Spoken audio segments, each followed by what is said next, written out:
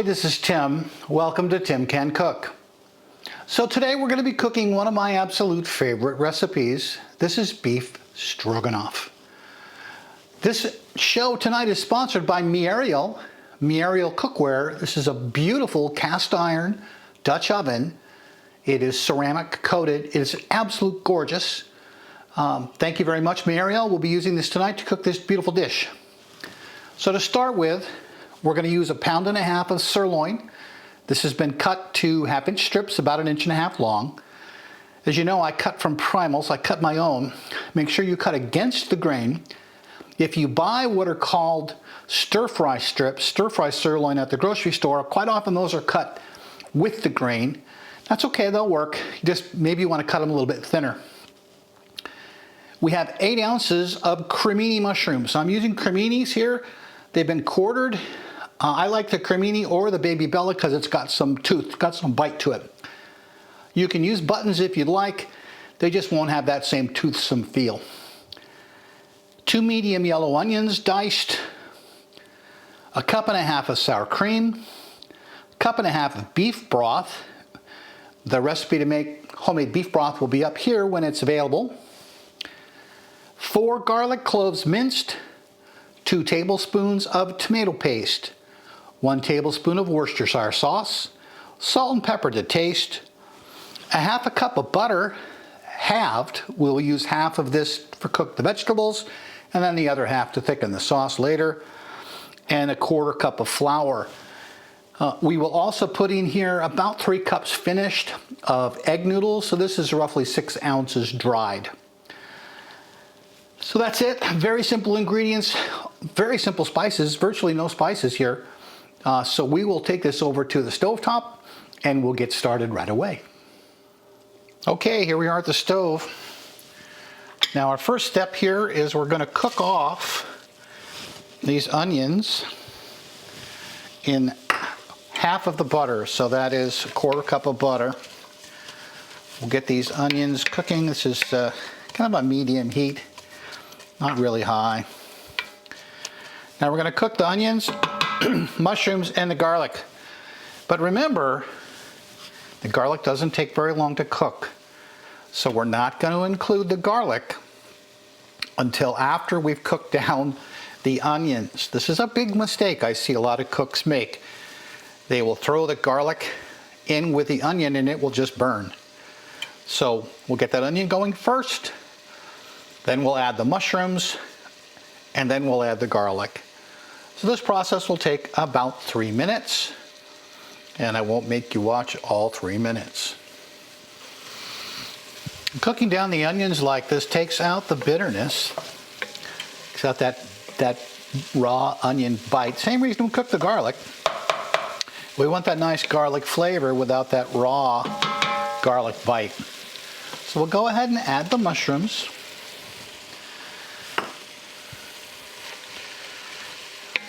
And we'll give these a stir. At this point, there's enough food in here, we can actually add this garlic. And we'll get the aromatics coming out from this garlic. Now remember, we always season as we go, which we've talked about before on the channel. So at this point, we're going to go ahead and add kind of a heavy pinch of kosher salt. Remember, I use kosher salt because it has a little milder flavor. And a pinch of black pepper. And we'll just stir this around a little bit. And again, we'll let this go for just a couple minutes. Get these mushrooms softened up a bit.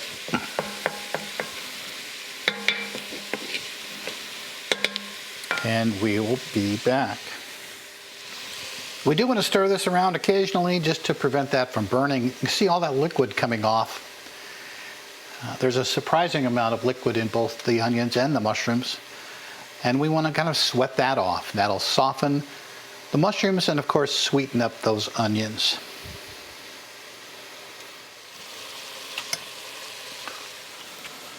So we have a pretty good cook on these. Now we're going to just remove these from the pan, get these off the fire.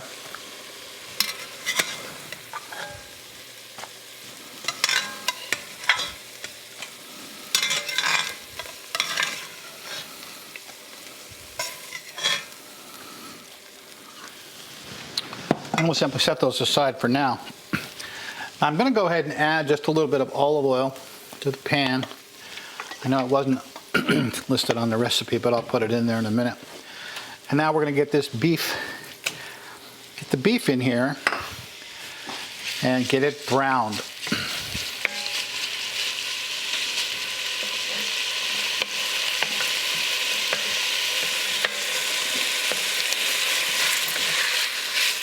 You can cook this in a deep frying pan. You don't need to use a Dutch oven like this. But this is really a beautiful way to cook any dish like this. This thick cast iron pan transfers the heat very well, gives you a beautiful sear, and it really makes the cooking process much, much easier. All we're going to do here is we're going to get a good sear on this beef. Get it browned all over.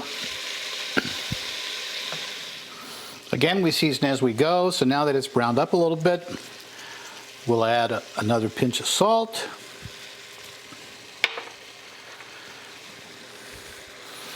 And another healthy pinch of pepper. You see quite a bit of moisture coming off this meat. We're really cooking this on medium-high at this point. It's not a super hot sear. It's just enough to kind of get this beef started. Get a little bit of taste, a little bit of flavor on the ends of this beef. Some people don't do this at all. They will just skip this step in the recipe, but I think it does add quite a bit of flavor. So at this point, we're going to add our Worcestershire sauce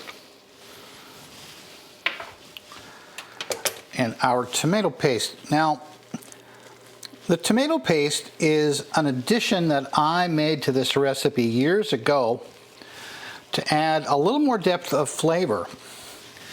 You can skip it, it's not traditional, but I find it adds not really a tomatoey flavor, but just a little more, kind of a darker flavor, I guess I'd call it. Doesn't really taste like tomatoes when we're finished. And you just want to mix this in.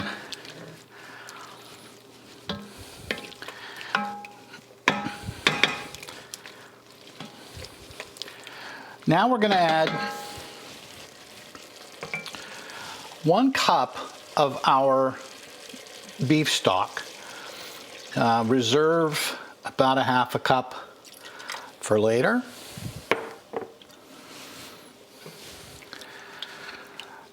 And we're simply going to reduce the heat, cover this, and simmer for around 20 minutes. So we'll be back in 20 minutes. So while this beef is simmering, mix together the remaining butter and that 1/4 cup of flour on low heat. And we're just going to cook off that flour flavor, which just takes about a minute. Now we're also going to cook our egg noodles. So we have a pan of salted water over here. We'll drop our egg noodles in there and they'll cook for about 10 minutes.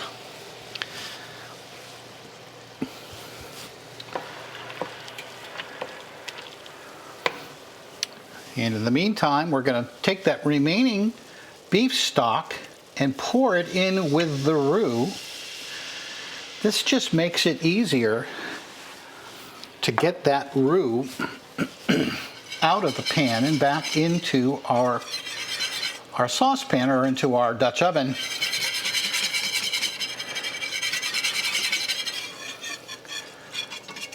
Which we'll do in just a few minutes.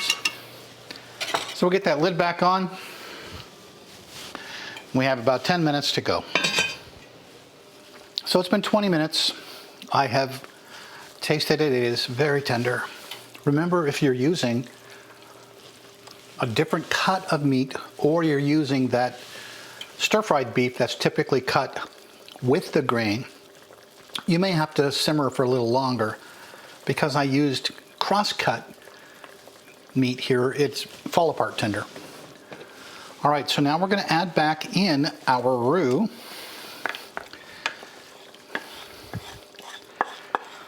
And again, remember this had 1/4 cup of butter, 1/4 cup of flour, and 1/2 cup of beef stock.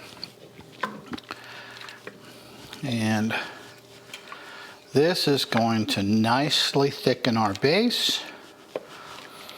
And because we've already cooked off that flour flavor, we don't really have to do any additional cooking here. You'll see some recipes where they tell you to just dump the flour right in at this point, and you're going to have that flour flavor in your stroganoff. And we don't want that. All right, this looks really, really beautiful. Now we're going to add back in our mushroom and onion. Now the reason we cook these separately is if we'd have cooked those mushrooms with that beef for 20 minutes, they would be just mush. And now they're going to have a nice toothsome feel in our stroganoff. So our heat is still quite low, but we do want to let this come back up to a simmer. So we're just going to give it a little more heat. And while we're waiting, we will taste this for seasoning.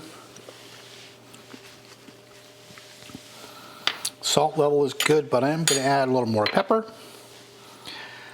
I do like a lot of pepper in my stroganoff. Again, this is why these recipes, when it comes to season to taste, don't really include much in the way of guidelines. If you were using regular salt rather than a kosher salt, it would probably be 1/2 teaspoon. I have used maybe a full teaspoon here, and I've probably used 1/2 tablespoon of black pepper. Let's just taste it again.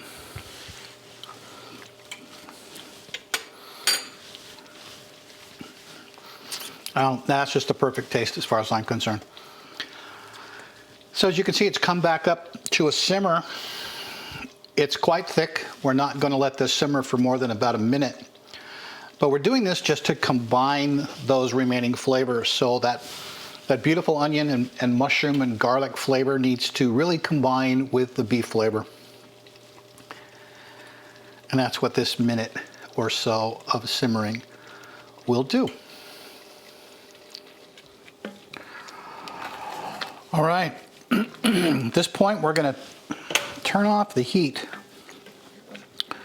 So we don't need any more heat. And this cast iron pan will beautifully carry the rest of the heat through here.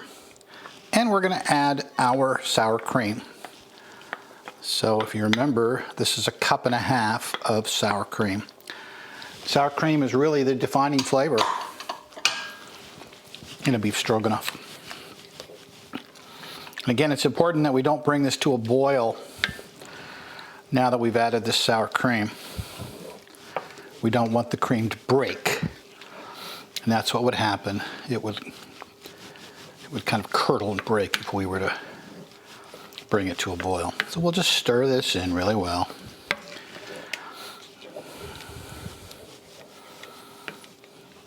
Now, you'll see again a lot of stroganoff recipes that are served over noodles. I'm going to break a little bit with tradition. We've cooked these noodles while the meat was cooking. It's about 3 cups of cooked noodles, 6 ounces of dry. And I'm just going to mix these right in with this stroganoff. Now, I do this because the noodles now will really pull in that flavor. And can be much more flavorful than just a buttered egg noodle sitting underneath the stroganoff. So this is now the perfect beef stroganoff, and we are ready to eat. So I will see you back over at the counter.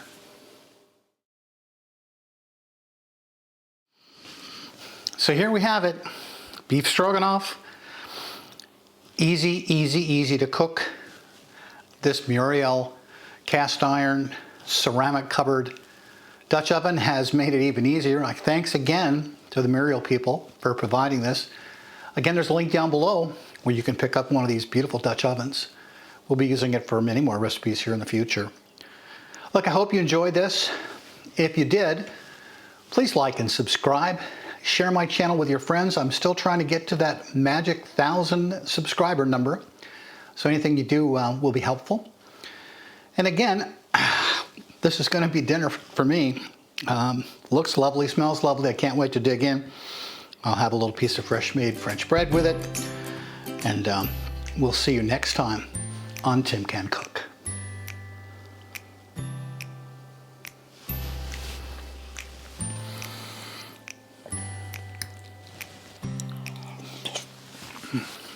Mm-mm-mm.